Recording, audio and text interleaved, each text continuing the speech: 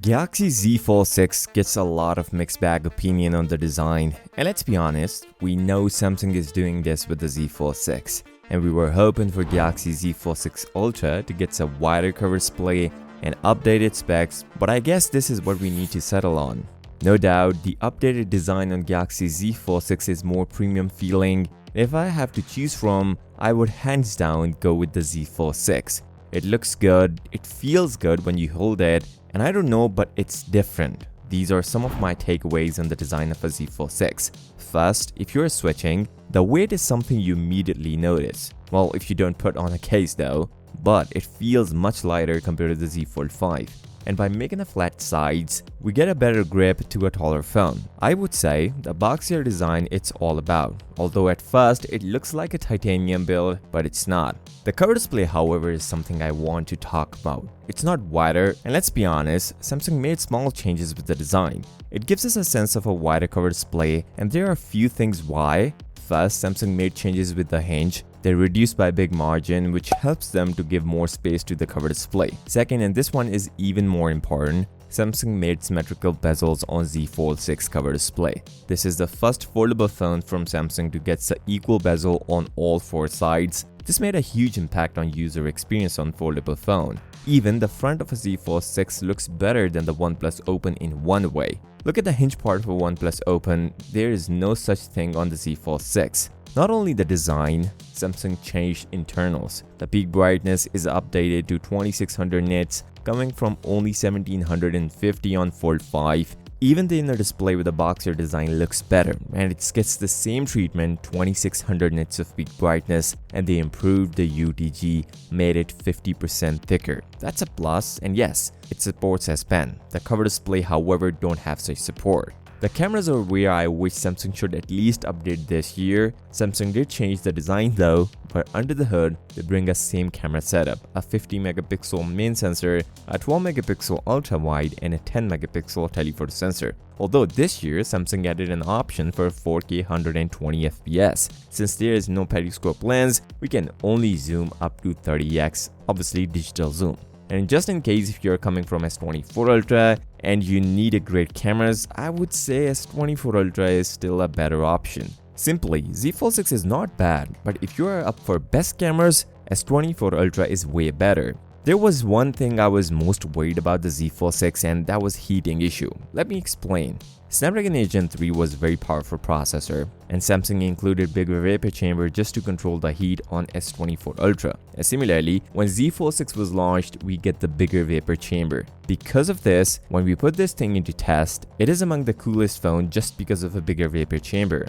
The durability is somehow a bigger concern for the foldable phones in general, and when I was searching online, I found a broken Galaxy Z Fold 6 within 24 hours. As per user, he was switching different cases on the Fold 6 and this happened to his Z Fold 6. The inner display is almost dead, but fortunately he applied for a replacement and will get soon. There is another similar case, but only 2 of them surfaced online, and I hope no more.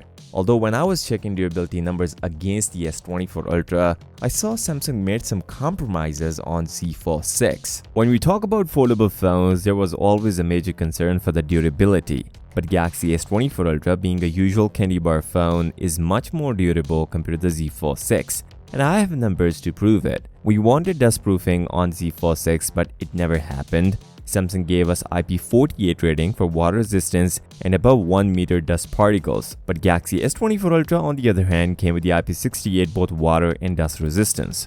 The inner display is where things got changed, and we all know.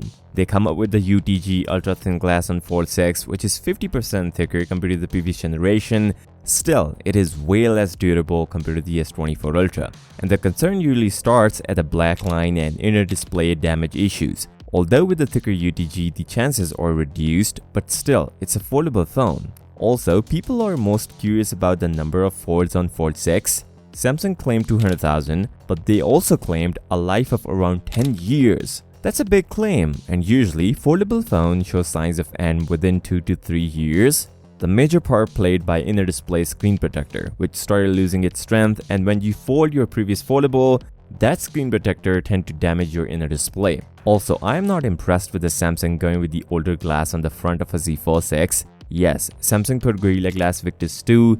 same as Z Fold 5 from last year. But S24 Ultra came with a Gorilla Glass armor which is 4 times scratch resistant compared to the Victus 2.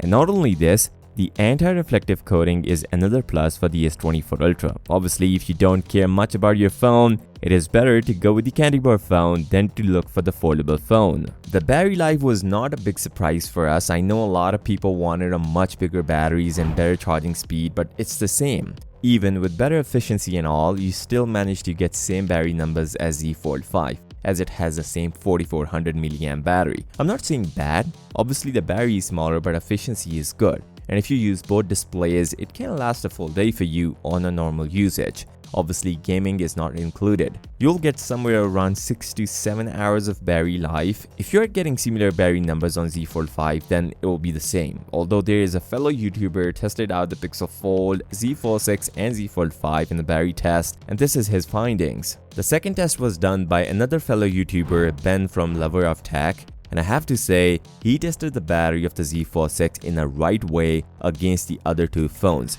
Z Fold 5 and Google Pixel Fold.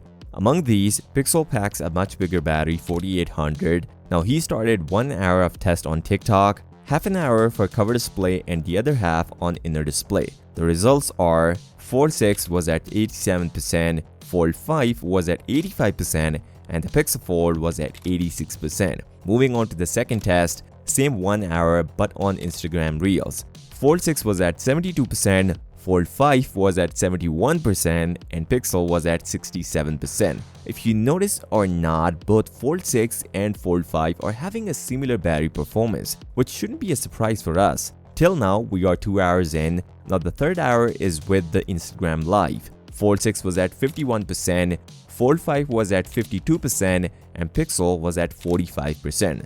Now the fourth hour is with the YouTube with the same combination of cover and inner display. Fold 6 was at 32%, Fold 5 was at 33%, and Pixel was at 25%.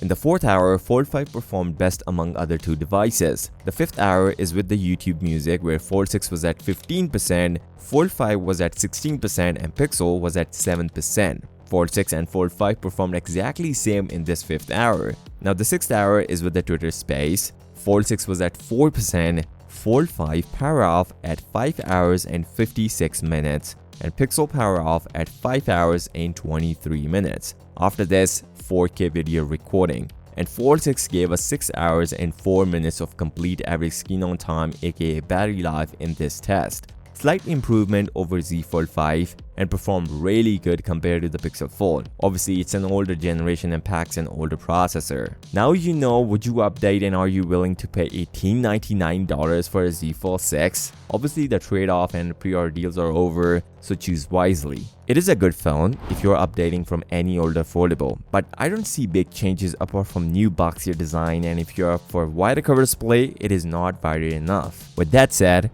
if you find value from this video, don't forget to subscribe.